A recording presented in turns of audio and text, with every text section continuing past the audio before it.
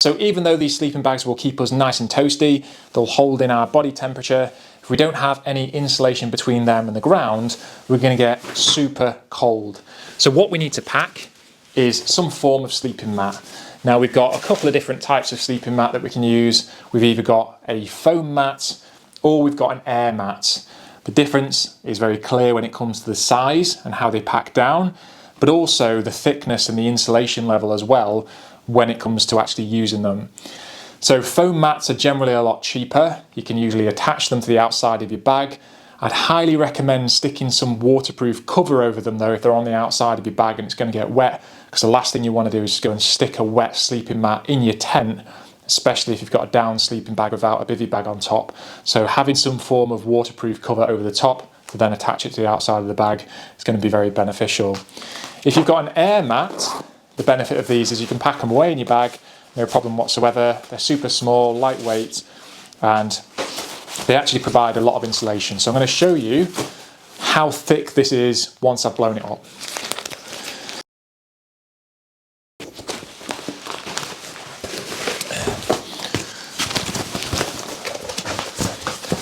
So I've now inflated the air mat and you can see the difference obviously in thickness of the air mats.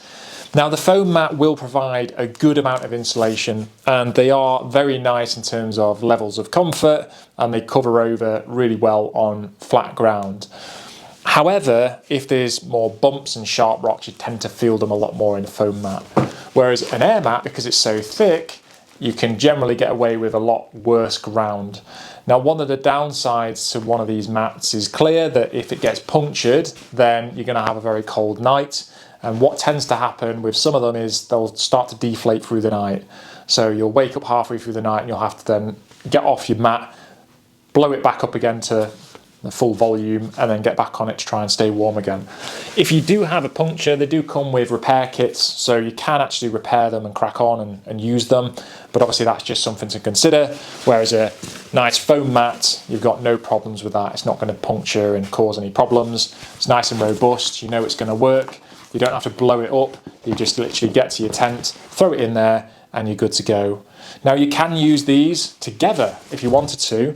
Obviously that would provide good insulation from the ground initially and good protection, and then you would simply lay your inflated mat on the top and that would be super, super warm. So in the winter, that's a very good option, having a foam mat with an inflatable mat.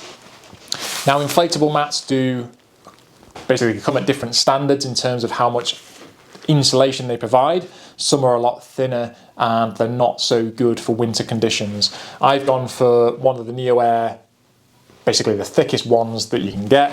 This is absolutely amazing. It's super, super toasty, but it was quite a big investment to buy it initially. However, it packs down really well. It's super thick, keeps me nice and warm. One of the other downsides to an air mat though is that you can generally find it if you're on a little bit of a slant to one side, they are super slippy and slidey, so you tend to find yourself hanging half off it or sliding off it through the night, which can be a bit of a pain in the ass. And if you're quite broad like myself, then your shoulders generally hang off each side, so you feel like you're kind of balancing on a little bit of a bouncy castle almost through the night. So there's obviously pros and cons to both. But if you took both with you, you'd be in a very good position to stay nice and warm throughout the night. But obviously you've got to consider the weight and the size of it.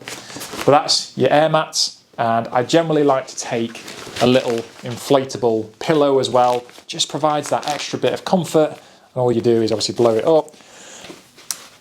So yeah, you blow it up and it just adds that little bit of additional comfort. You've got to think about in the evenings, it's very easy to try and cut weight down on things like sleeping bags, sleeping mats, the tent, luxuries in the evening, but that's your time to kind of recover and regenerate, ready for the next day.